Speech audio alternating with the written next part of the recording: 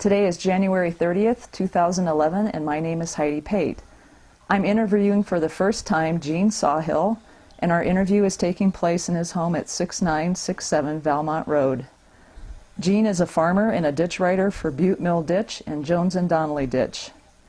This interview is recorded for the Maria Rogers Oral History Program of the Carnegie Branch Library for Local History.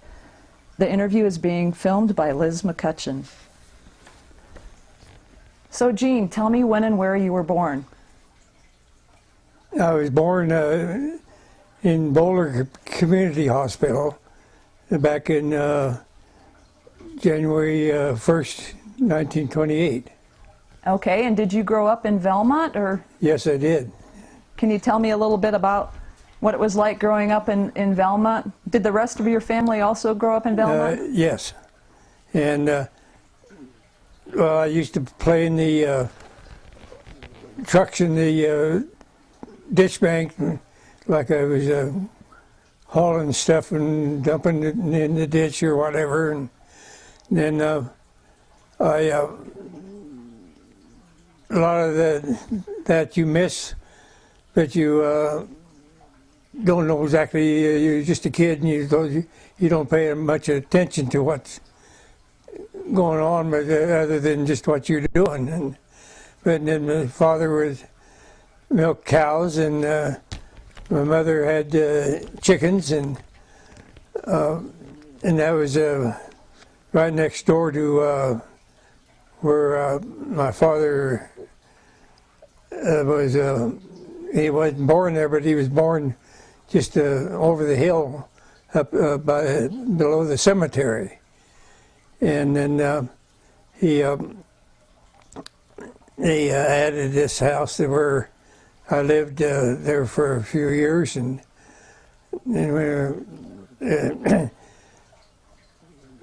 was lots of trees on there, and I remember them cutting them and making fence posts out of them, and that was a black locust, and just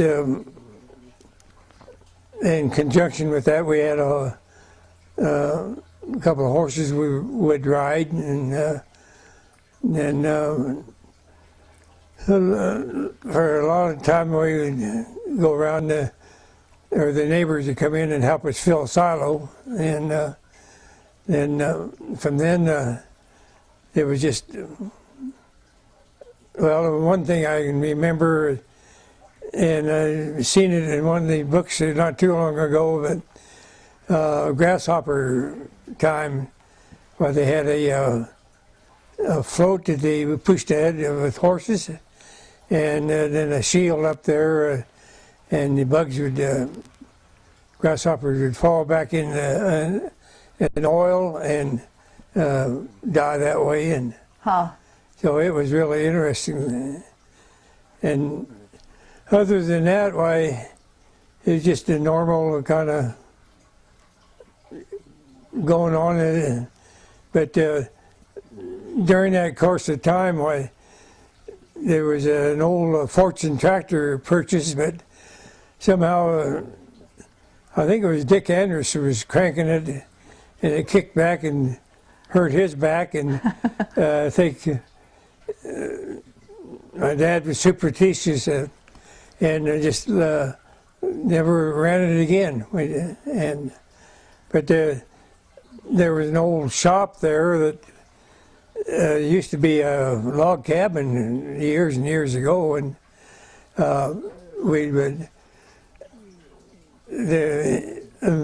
With that, there was a grain bin put in, and then General Weiss, where you could get in there and work on sickles and whatever. And then adjacent to that was a old shed that machinery shed that held a lot of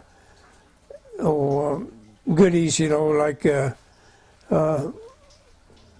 well, I guess back then they'd call it a reaper, but it was cut the grain and bundle it up, and then people would come in and chalk it up later on. And I remember one nice thing back in there. There was an old buggy that was stored back in there.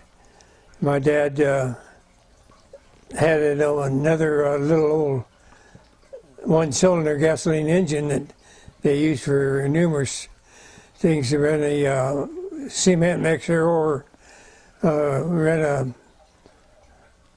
a pump off of it, and that was about that. And then later on, that was been in the early or the late 30s, why there were some neighbors lived up the road from us, and we had a place.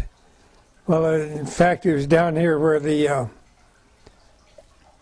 old grist mill was erected, and there was an opening down in there, and we'd go down and camp out at night. But this buggy was used to we pulled by a horse, and with a lariat rope, and then they guided the wheels with the ropes to it.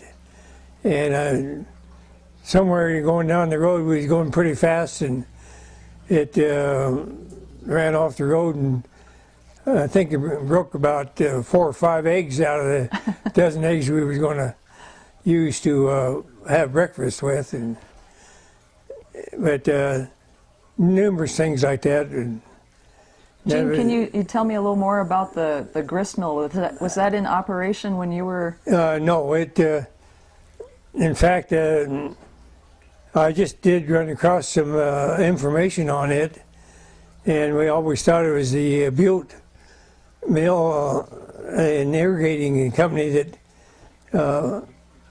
the ditch it was on, but it was originally the Jones and Donnelly ditch, which that was a really early right, and the water ran into the Butte ditch, and before the Butte ditch was put into operation, and ran the grist mill.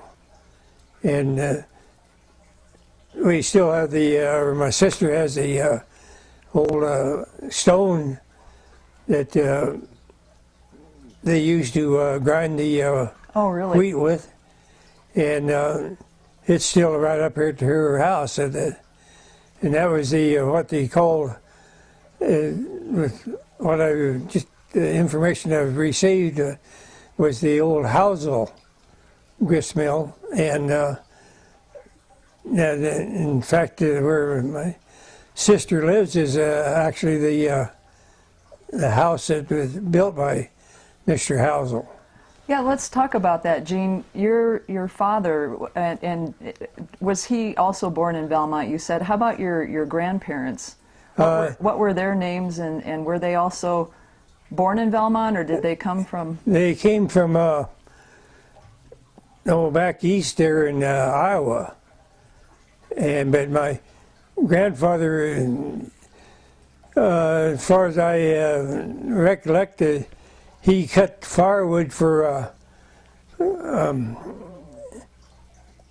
steam engines up there at up above Georgetown, Silver Plume, I think it was. Huh. Yeah, and they then he moved down, and not the only thing I can really glean out of everything was they lived down by Erie, a little town of called Canfield, and then they moved right in there by Valmont. That would probably be about 19 or 18. 90s or somewhere in there, and then that's where my father was born. There. In the Housel, that was the Housel property you said. Well, at that time, they had moved down to the where the original house is now, from the other, and that was on the old Kenyon property at that time, and they had a dairy in there, and they milked cows, and numerous people lived right around there close. And your grandfather's name again was? Lewis. And your grandmother's name?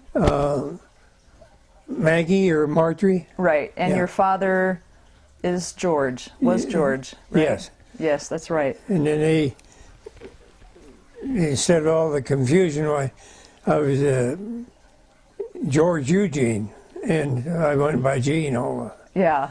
my life. Did you ever talk to your grandfather about what interested them in bringing them out to Colorado from Iowa? No, never. And then, well, I had three uncles, and two of them, one at birth, the other, he was about 28 when he passed away. And what were their names? Robert, and I forget the other ones. But then the oldest one was John, which was older than my father. Mm-hmm. And then there was another brother in there, or an Uncle Charlie, which he passed away back in 1990. So the farmhouse there that's still standing, how many acres did your grandfather start out with? Do you recall? I think it was probably about 140 acres. Oh, really? And how many acres of the original farmstead are still in the Sawhill family? Well, that would be, there'd probably be about 20 acres, which is the Keeter Trucking, and then the Pioneer landscaping businesses in there, but they all on the old Sawhill property. And you mentioned the Keeter Trucking. Now, your sister, you have a sister, and did you have other brother and sisters? And Yes, I had a older sister, Catherine, and then a younger brother, Walter, and then there was me, and then it was about 12 years difference between Joy and me. And Joy's last name is Keeter, is that Keeter, correct? yes. And that's the Keeter Trucking, Yes. right down the road here to the west. Mm-hmm. And can you tell me, when you were growing up, Gene, in the area, what kind of wildlife was around, like in the Boulder Creek area? And was it much different from the way things are now? And Well, it wasn't. It's quite a bit different. I never did see deer like they finally got into the country, and well, I used to go trapping a little bit for skunks and muskrats, and I do know back over not too far from here on Andrus Hill, they had prairie dogs, which at that time was taken care of by people just shooting them, but having a lot of sport out of it. But nowadays, they're pretty well preserved with laws and all that. But they have served their purpose. But back in 1946, I think they started the gravel pits. They moved in here, and I remember the first one was right on my dad's place. oh yeah, And it was right next to, on the same Boulder Creek as, and Mary Hummel had one just north of that. And that's what I got interested in the Hester and Todd company that started the gravel pit. And then there's some good friends of the from up in the Sugarloaf area, the Dick and Ernie Potassel worked there for years at the gravel pit. And I remember driving the truck there a little bit, and other than that, why, things kept you kept growing up in school and high school. And speaking of school, did you end up going to school in Valmont for like your elementary school, or did you go all the way through high school, or what was? I went to the 8th grade at Valmont. Mrs. Stoiber and Mrs. Ziegler, or Zagler, I think how they pronounce that, and Mrs. Wilson, and had taught us, and then used to have a lot of fun there at the schoolhouse, with playing on the swings. And I remember, and not too many of them remember this, but there was Mike Stingle and his family lived across Boulder Creek there by where the fish hatchery is at, and they had a farm there. But the kids would come down, and then when the stream was high in the spring, and there was a suspension bridge across there, and then on over to the, then they'd walk on over to the Valmont School. Oh, huh. Yeah. And I do know that this Chuck Stingle, or we always call him Sonny, but he could get on this swing set and go clear over. He had more guts than I did. Now the schoolhouse, is that still standing in Valmont? Yes, that's cool. There was another building there. They called it the Teach Reach, and back in the early 40s, why, my wife's dad and mother and some of the kids that lived there in the Teach Reach. That's where we got acquainted. And then I remember her mother got after me for getting a little bit mean with my brother, and so she took a broom after me.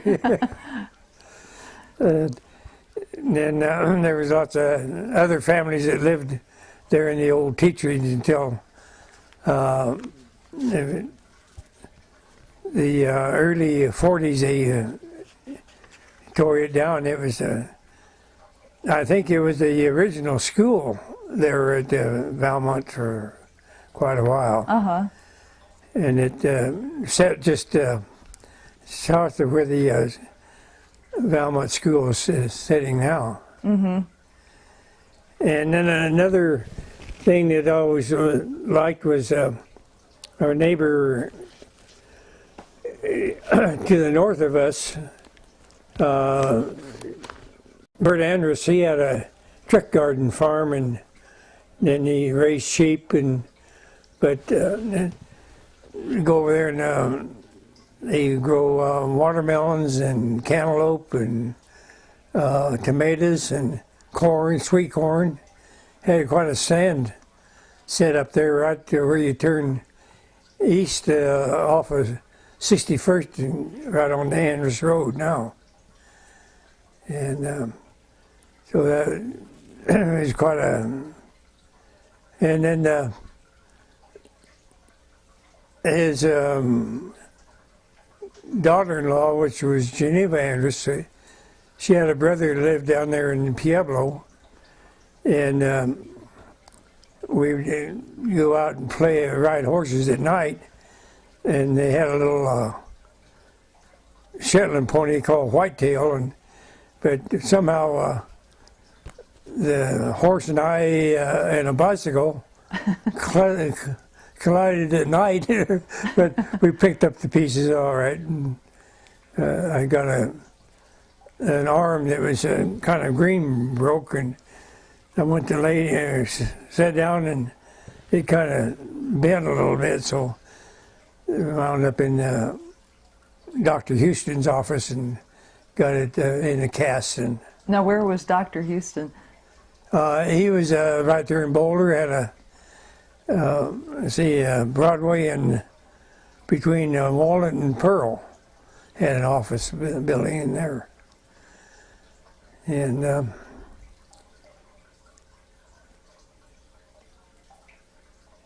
and we used to do a lot of skinny dipping down in the Boulder Creek. And there was until later on, why the city of Boulder sewage plant wasn't, they didn't have one operating, and so it got a little bit contaminated. But we had a lot of fun in there, and some of it is the gravel pits came through and dug things out, and it just destroyed the looks of the area in there. Like on your, when you were growing up on your original farm there, what were some of the childhood chores that you were kind of common here? Because with the property still standing, how you mentioned the gravel pits coming in and such, how did that change over time, and what brought in, why did the gravel kind of start up, and how did that start up? Well, we farmed, put up a lot of hay later on for the dairy, and I can remember running the stacker wagon or the horse pulling up the stacker, and where the hay was on the forks, and then it would bring it up and throw it over, and then on the pile, and then about two men would keep it sorted out and build a sack up there. And at that time, there was lots of salt used to preserve the hay and dry it, and then also it made it where you could feed it out a lot better. Cows liked it really good. Oh, so, because of the salt? Yes. Mm-hmm. And some of that, back in the 50, yeah. Then there was a baler brought in, and we baled hay and worked it that way. And so prior to 50, you still had horses for the hay operations? Well, it was I remember the first tractor we got was for us was the International H, and that was about the last one that came in the country before the war, or right after the war. We was sure lucky to get a good tractor like that. Yeah. And I used to plow with it, and of course I was just at the right age where I got to drive it a lot, and we used to plow some fields up for the Long's Gardens. Oh yeah. Where then what was the other one? They had that, and then later on we used a, there was a blacksmith shop there in Valmont, and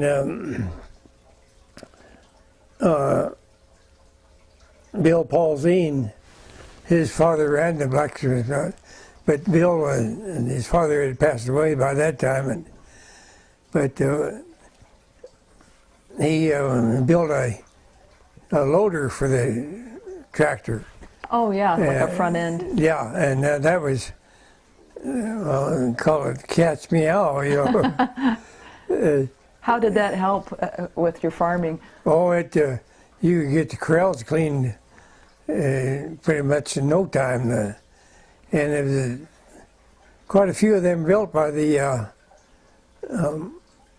Paulzine, and well, Dick Anderson's in on it too, and they really used it to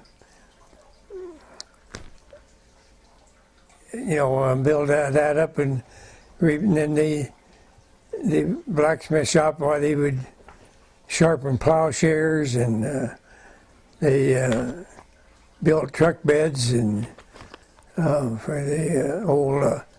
I remember one of the beds was built for Charlie Pancost and his son Howard, which used to live right close here. Oh yeah. Yeah, and I don't know. We just, one of those things you kind of don't exactly forget it, but it's hard to bring it up right now to what happened. Is the old blacksmith shop, is that still standing in Belmont? Well, the building is.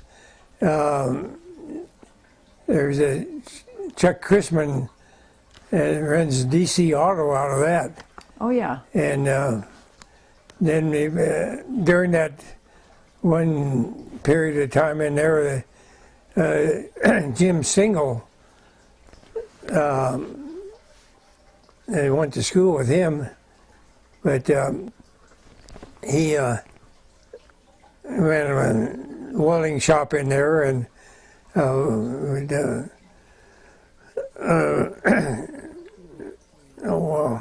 he's a mechanic too, and he would put in new engines or rebuild an engine, and then there was something I was. But prior to that, on that old shop, we have pictures of it, steam engines lined up out there to be worked on. Oh yeah. Yeah, and then one other thing I forgot to mention was that the same old buggy that we had, we had pulled it up there almost to the Valmont Cemetery, and then we used to ride down off the hill with that, and it was to get going pretty fast because we. You kids would do that? Yeah, and I remember the WPA or the county had people working down below and shoveling dirt in a truck, and I guess we scared the hell out of them. We came down by them there. That was the top of Valmont Butte? Well, just about, yeah. Yeah. There was a pretty good fall down there but now it's all filled up with the, not completely, but a tailing pond from the old mill, Allied Chemical had a mill up there, and that ore was coming in from up there by Left Hand and Jimtown. They hauled it in there, and I remember as a kid, I would ride with one of the truck drivers that the Brit truckers, and they would give me a ride, and we'd go up there, and then they'd bring it down and process the ore there right there at the mill. And the water for that was pumped up from below from the Jones and Donnelly ditch. Mm-hmm. And it was quite interesting, and the procedure they used to. And then at that one time in there, why they kind of figured it was polluting our well there at where we lived, and so they had to go dig another well down just south of the house and across the Butte ditch, and when that worked out pretty well. But You mentioned the cemetery up there. Is that? Do you have some family that are buried up there? Or do you know some? yeah, I have a grandfather and a grandmother, and then also two of those uncles. One was a young one, a baby, and the other was about 28 or something like that. And when you were growing up playing around the Butte, had you ever, or your folks, had they ever mentioned any of the Native American in this area, just either in the around the Butte itself or up, around Niwot, this whole area? Well, not so much. And I've been over that hill a lot of times, never seen any evidence of the. But if they got in there, why, more power to them, because it's changed the course of history right in there. And I hope that dog isn't bothering things. That's okay. Now, Gene, when you said you went to like grade school in Valmont, did you end up going? Where did you go to high school then? Well, I went to Northside, which is I can't even think of what they call it now. But, and then for 1 year, the ninth grade, and then over into Boulder High for the next 3 years. Yeah. And then after that, why, a good friend of mine and I enlisted in the Marine Corps in 1946, and we wasn't in there too long till we got out, and because the war was over, and we in 47 came back into the area here. This friend of mine was Earl Jewell, and another good friend of him and Don Midcap. They was coming from Boulder. They had a playing basketball, Oh yeah. and somehow right there where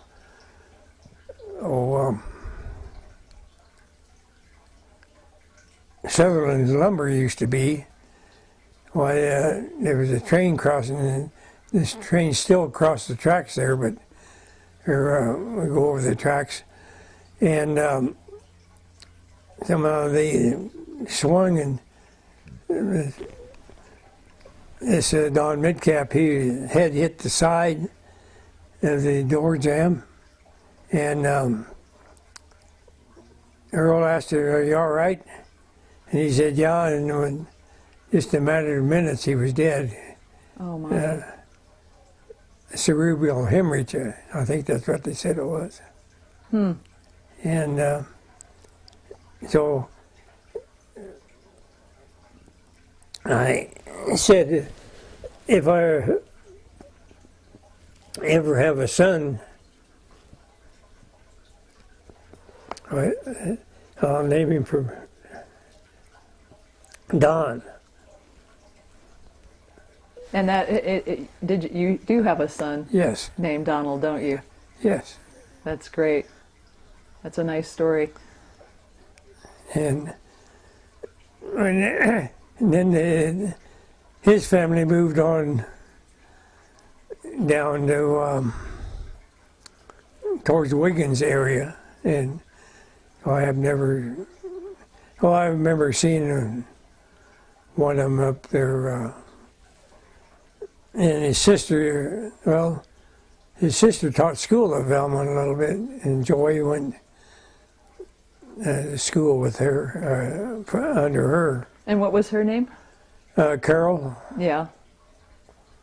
Now, when you came back, you said in 47, is that right? Yes. Is that, when did you decide to go into farming? Is that what you did right when you came back, or? Well, in conjunction, I got a job right there at the gravel pit. And which one, what was that called then? That, Hetzer and Todd. okay. And then I worked off and on until 1950, and let's see, my well, the Korean War had just started, and under some of the conditions, I had to be in the reserves. Well, they called me up, and I had just married my first wife, and her name? was well, her first name was Iola, Yeah.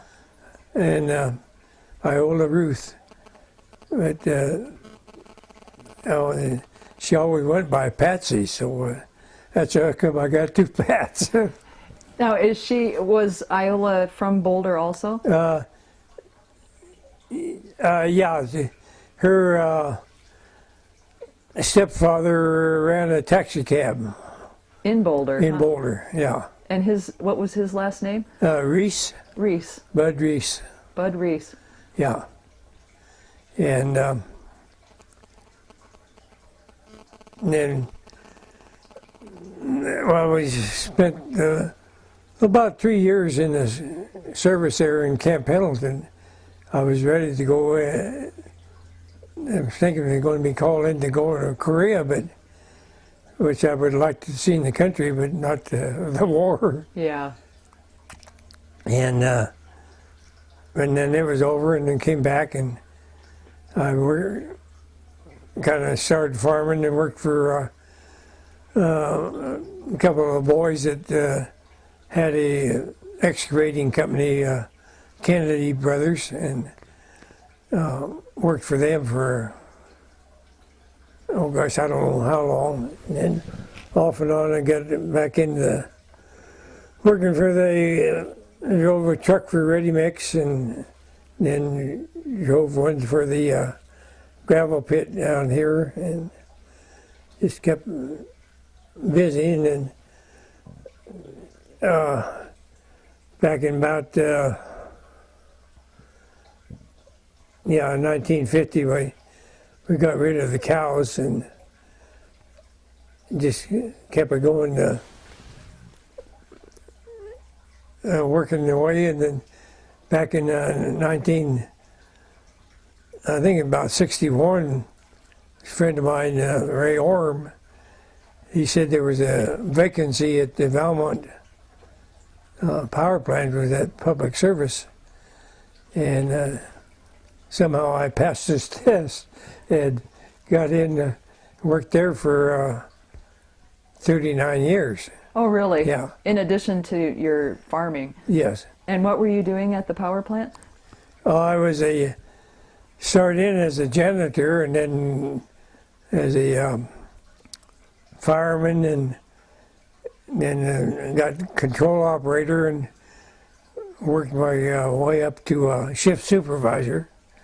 And that's what I was when I quit, or when I retired.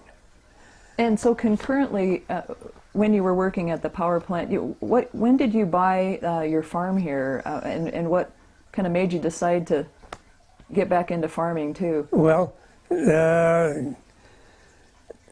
my mother back in 1947 got me, and my father and her had bought a piece of property across the railroad tracks, south of, or north of the railroad tracks, and I got a piece of the other piece at south, and we never did too much with it until that was back in the 1950s and stuff like that, and then started working.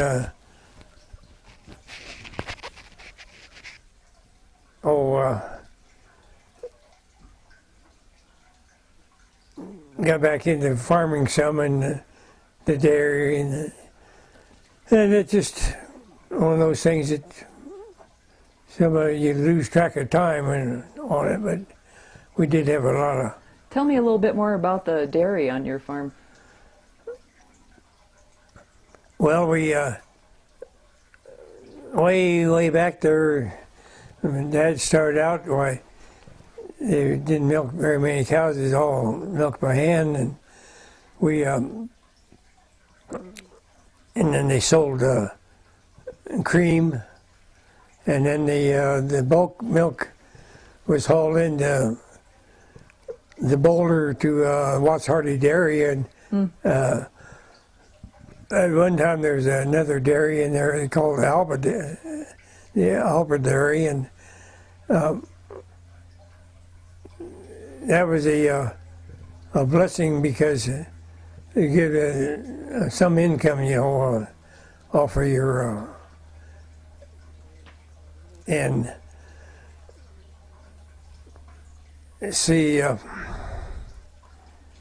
then it progressed on up, and we was able to get with the gravel pit and the concrete ready mix out right away. Was able to pour some pretty nice things out there to keep the cows up out of the mud. And, Oh yeah, yeah, for your dairy operation. yeah. Mm-hmm. And then just to increase the herd, I think it was up to close to 60 cows, and then we would, but it got pretty confined where you couldn't get anybody to milk where you wanted a day off. Why? Yeah. You really had to. So it's pretty hard on the family too to keep going, because they would like to have a little time off too. Yeah. Tell me, Gene, how many children you had with Iola and their names? I had Linda, who is here, and then there was Patricia, or Trish, and then Donald, and then Kathy. Mm-hmm. There's And they all grew up right here on yes, your farm? Yep. Well, in fact, we built this house, and it wasn't as large as it is now, but back in about the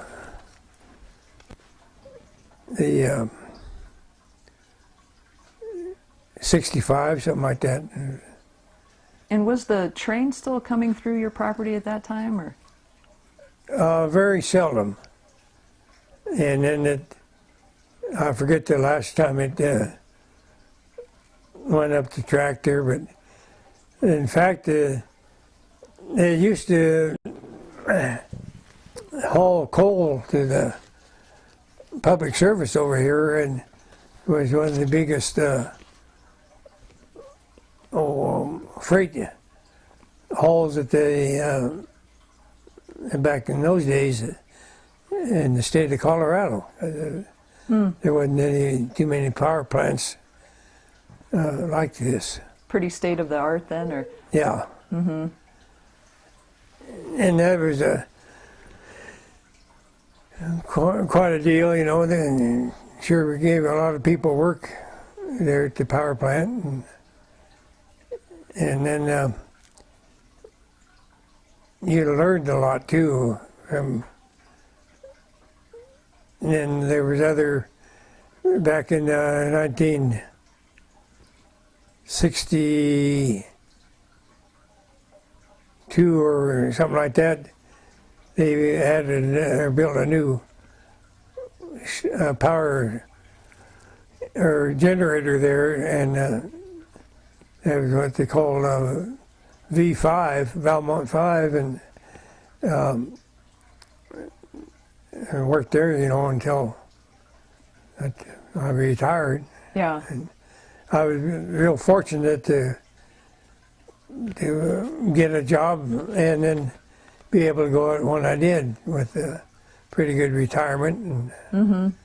And they, well, I think we've got back back to the ditch a little bit, I guess. Maybe Yeah. should go back to that.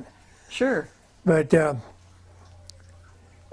you got to hand it to the old timers what they had to go through to get the water. And Yeah, Gene, tell us a little bit about your role as a ditch writer and how that came about. Was your dad a ditch writer? yes, and he was a ditch writer way back in the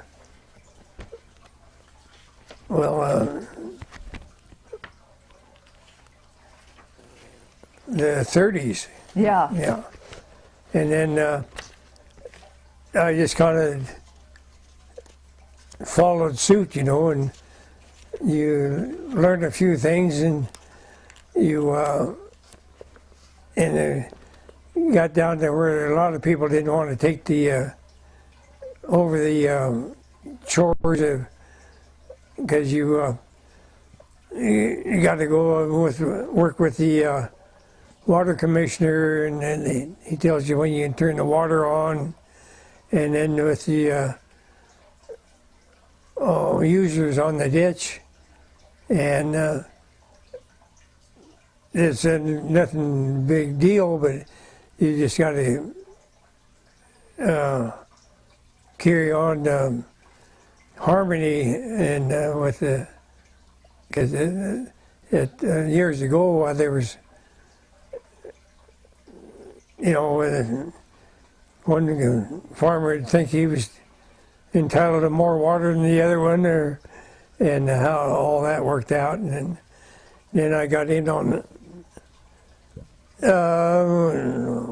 the ditch cleaning. And Yeah, tell me what does it really mean to be a ditch writer? What does that entail? well, I think that the ditch writer part is keeping the shareholders, whoever, if they call them for water, or if they want water, or that they call me and ask me if there's water available, and then I make sure I can, you know, deliver the goods to them. And are farmers entitled to different amounts of water, or how does that work? Well, yes. Nowadays, there's so many shares are sold off to more individuals, and so they don't take near the amount of water that they used to. So I just mainly make sure that there's enough water in the ditch, and tell them they can go ahead and use what they want. And then we have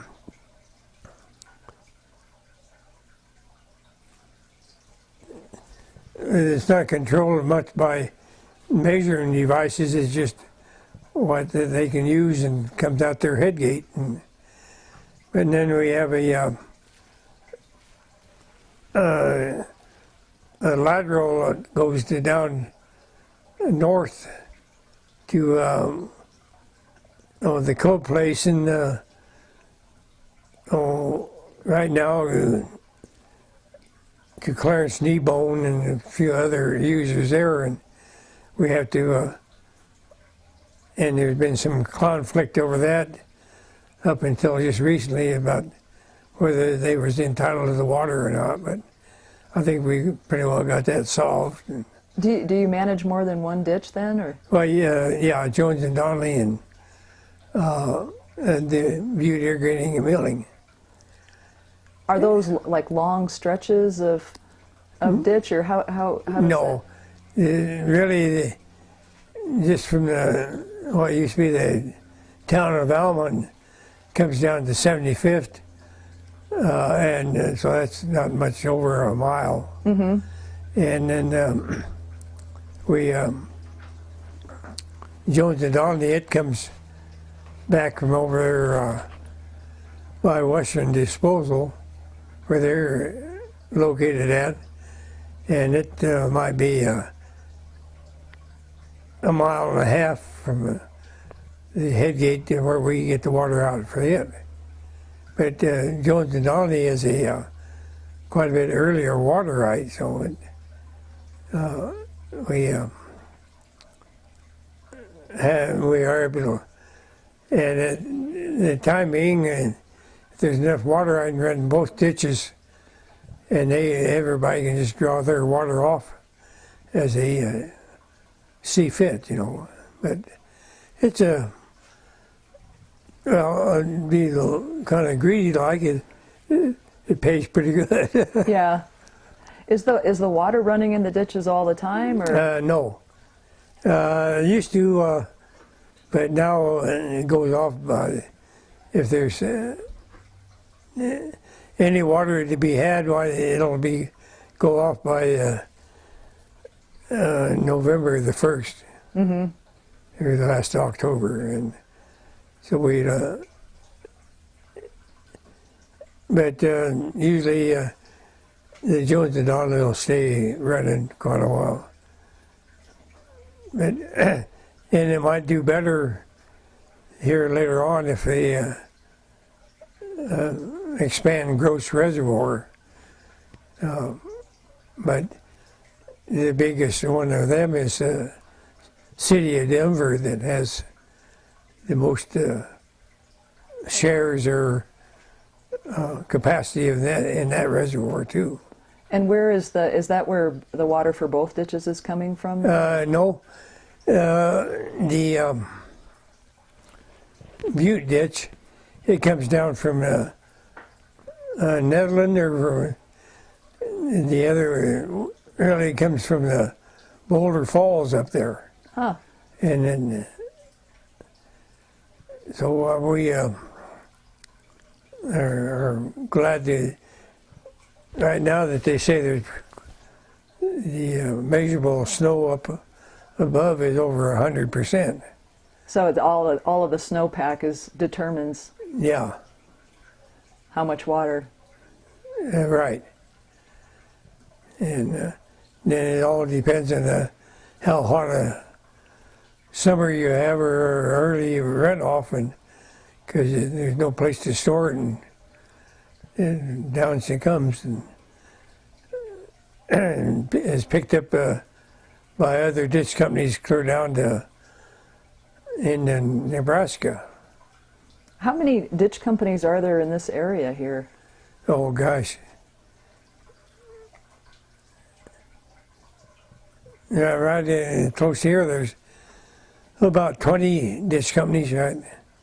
Then you get over on the St. Vrain, there's a lot more in there. There's all kinds of good names, you know, like it, and just numerous ones. Do you, like the ditch riders, do they get together? Or do you have any type of meetings or?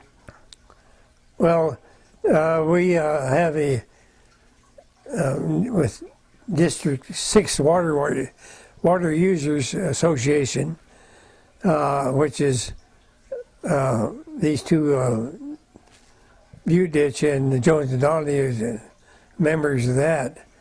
And we have meetings over every other month, mm-hmm. there in Longmont. And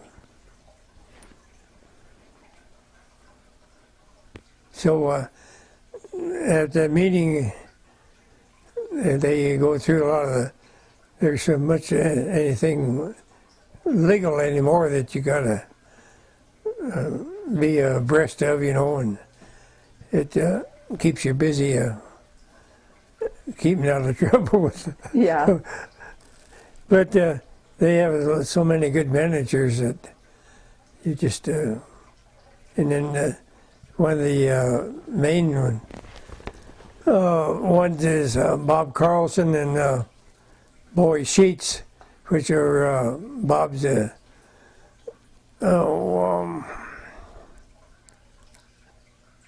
water commissioner, and then his chief is Boyd Sheets, and they take care of all the readings and make sure that people are taking their water the way they're supposed to, and this and that. Mm-hmm. So. We're going to take a short break here, Gene, to change the battery. We'll just pause here for just a moment, okay? I understand your family was quite active in the Valmont Presbyterian Church. Could you tell us a little bit about that, Gene? Well, they were pretty active in it, but somehow, as communities go, there was a little bit of difficulty and my mother had us going into Boulder Presbyterian Church, and I remember going in there and Sunday school classes and that, and then finally, I guess tensions eased off.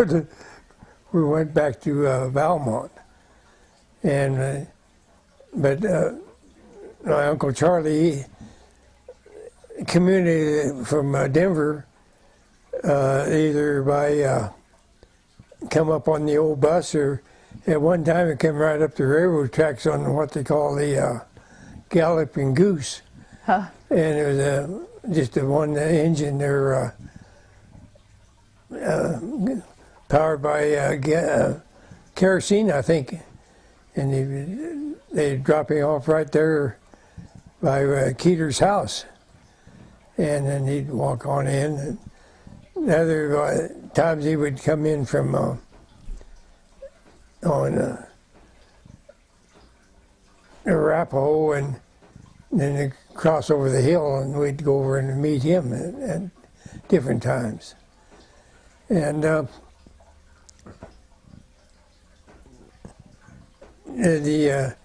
I remember something that I broke a window or something in the vestibule, and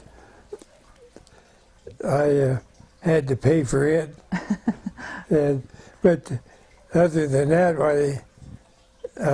but I really enjoyed the old Christmas deals, and then especially the bags of peanuts and chocolate candy and things like that. That's, I think, why all the kids went to Sunday school. Now, when did the church burn down? And see, about 1979. I think we're going to take a quick pause here and change out the tape, if that's okay with you. Sure. Okay, just.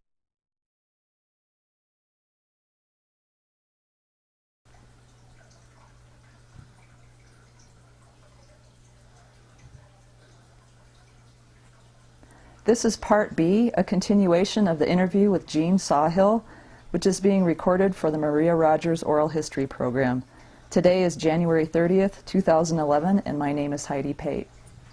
So Gene, let's go back to where you were left off with the Valmont Presbyterian Church and breaking windows. Well,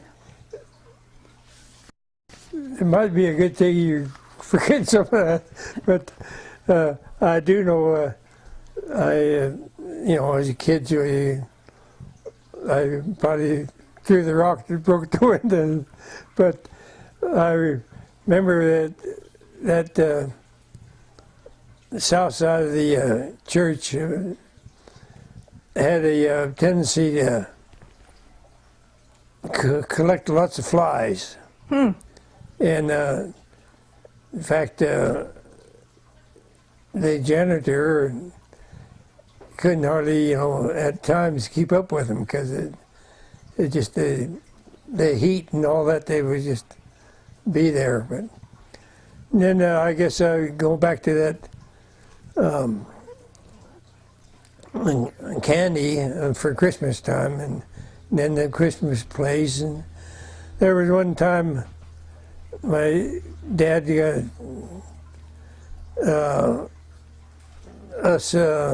me and my brother Walt, and but I was supposed to get up and say something, and I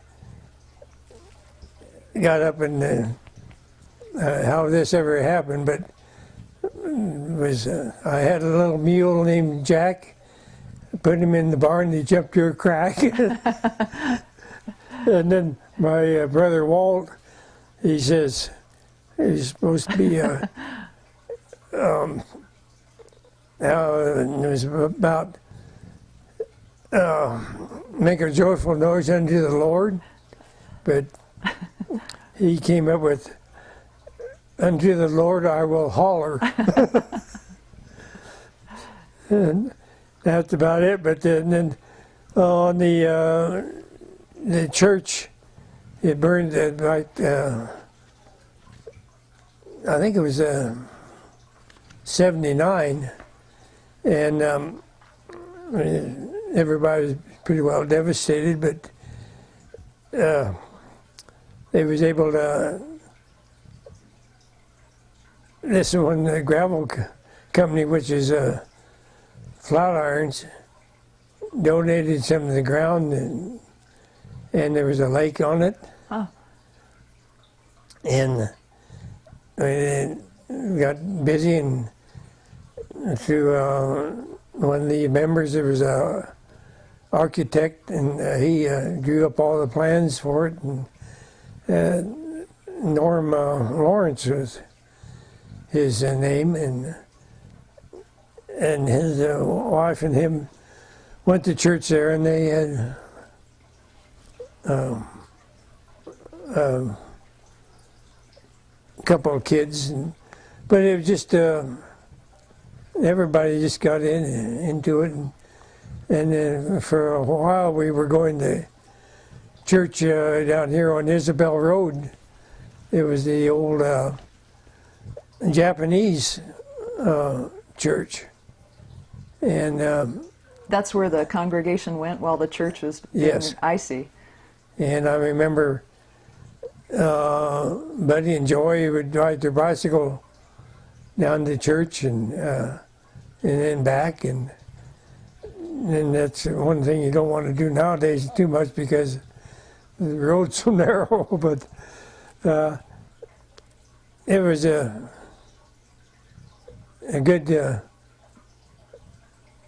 congregational people working together, and to get. But what the reason the old church burned down, which at that time it wasn't a blessing, but they've been able to expand on quite a bit bigger property and have a lake, and then under good leadership, why they really haven't let the depression sink them under either, like some churches are struggling to keep a head above the water. Is it still quite a good-sized congregation? No, it's dwindled down quite a bit, but it looks like it. The last few months, it's picking up a few members, and they're not really big for a big congregation, but you have to have so much to keep it alive anyway. And so one of the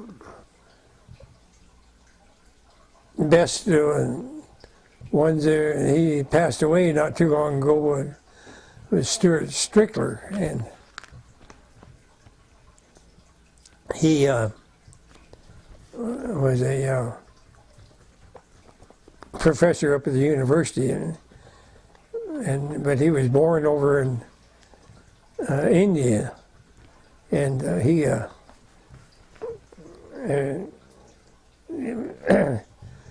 gave a lot of influence with his thoughts and things like that. But he had some heart trouble, and before we knew it, he was gone. Did they ever figure out how the original church burned down? Or Yes, there was a small room back in there. They had a gas heater, and there was a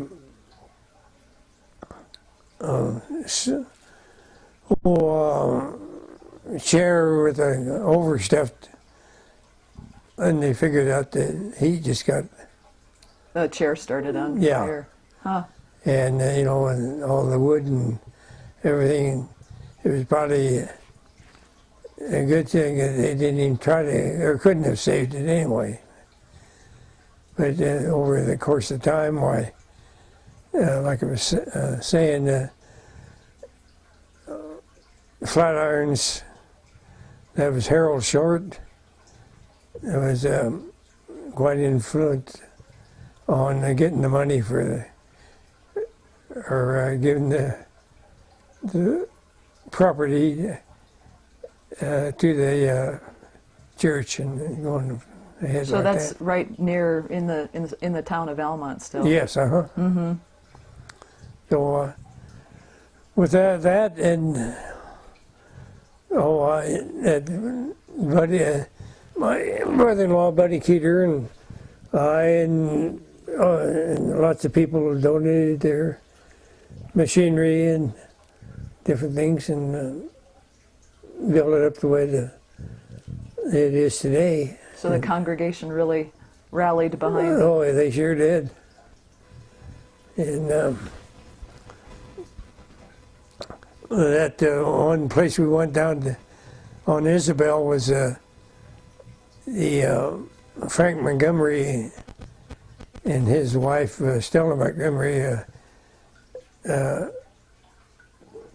were members of the Valmont Church, and they let us use the property down there. And it's over the time it's pretty well grown up with weeds and grass, but it sure served the purpose then. Yeah. Yeah. So I can't think of too much more.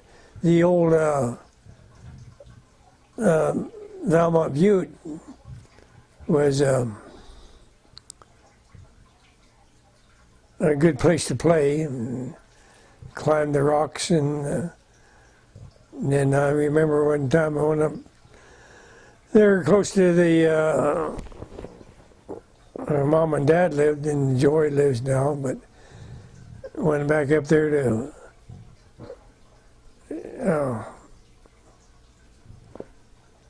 I was going to start a fire for something reason, and there was a lot of cheatgrass in there, and when that stuff, well, my dad always calls it gasoline grass, because it just blow up like that, and it took off. Then we tried to get a fire department out there, but at that time there wasn't much in the rural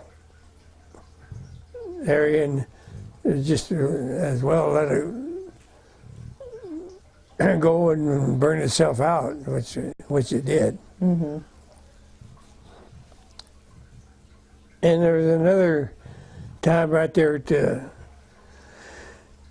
old place. I was working on a tractor, and I was doing some cutting with a cutting torch, and before I knew it, why the whole shop was on fire. And the one guy down at the gravel pit, he had a lot of common sense, and he sent. And at that time, you couldn't get any fire trucks out either, or they were too late. But he had those cement trucks come in filled up with water and sprayed things down till Got it under it control. didn't. It burnt the shop down, but at this present time, Buddy and Joey built another one right on top of the old one that Yeah. made it so everything worked out, for the good. Gene, can you tell us a little bit about your farm operation now, and just what you're raising for livestock, and the hay operation you're working? Well, back that was close to 1991 or something like that. Somehow we got connected up with the City of Boulder Open Space, and we kind of was fortunate enough to be able to get some of the ground that they had under our lease, or take care of it. And we raised a lot of grass hay off of that, and we also got 2 other areas that we ran grass hay off of them, and then ran cattle on that. And right now, thanks to the wife's bookkeeping and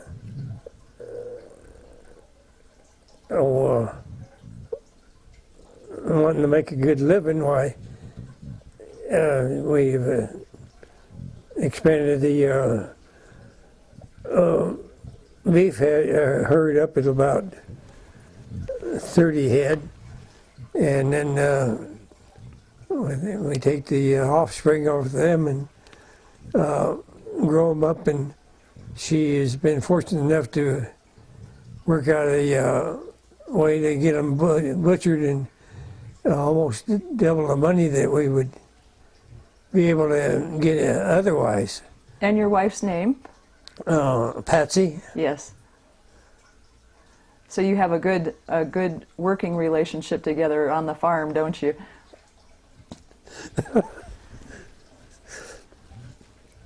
Well, she kind of has to crack the whip or something. How about from the hay? You mentioned the open space leasing land. About how many acres do you lease for your grass hay? Well, with pasture and grass, it must be 250 acres, something like Oh. that. Yeah. And we're. And then how do you go and cut the hay yourself, and where is that stored and such? Yeah, we cut it ourselves and bale it, and it's stored right here on the property. Mm-hmm. And feeding out the cows. And just recently, yesterday, our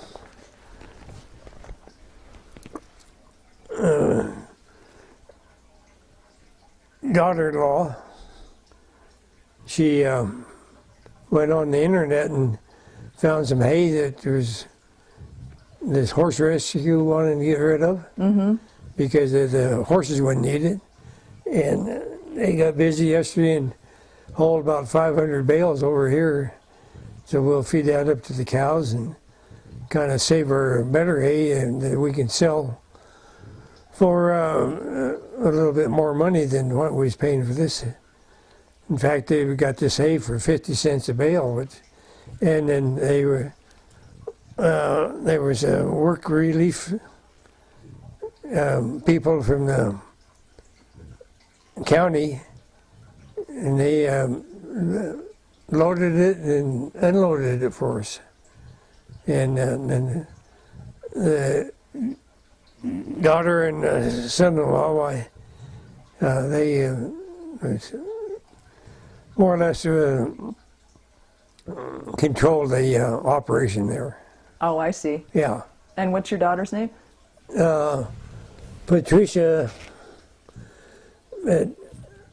Patricia Jean, but she goes by PJ. Okay. Yeah, PJ Hood, and then the son-in-law is Ron Hood. So it really has helped me out a lot, because back a little over 2 years ago, I had a bypass operation, and it kind of, I got the coffin and it broke that first operation loose, and they had to go back in and redo it, and some of that is you forget your memories don't jive with Yeah. the calendar, right? Yeah. So that was about it. I was going to ask you just quickly to close with the, from an open space standpoint, the Sawhill Ponds. Did you want to talk just a little bit about how they came to be and in your family's name? And No, well, they came to be from this gravel operation, and my mother and dad sold them way back there to State Game and Fish Commission, oh, I see. and somehow the city of Boulder kind of helped them out and is controlling most of that operation on the Sawhill Ponds. And they were working out pretty good, you know. And then there was a lot of, we was able to save one pond and got it for fishing and goose hunting. And the way the weather's been, why it's been pretty, or fair goose hunting. That's for the family, that pond you mean? Or Yeah. when you say saved, I see.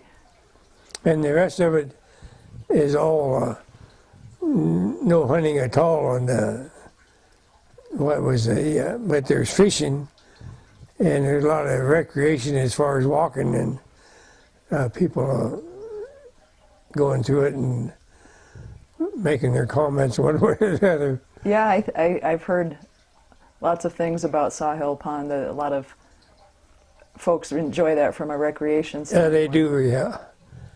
And then we're trying to work out something on our pond to eventually get a hay rack rides and stuff like that around it. And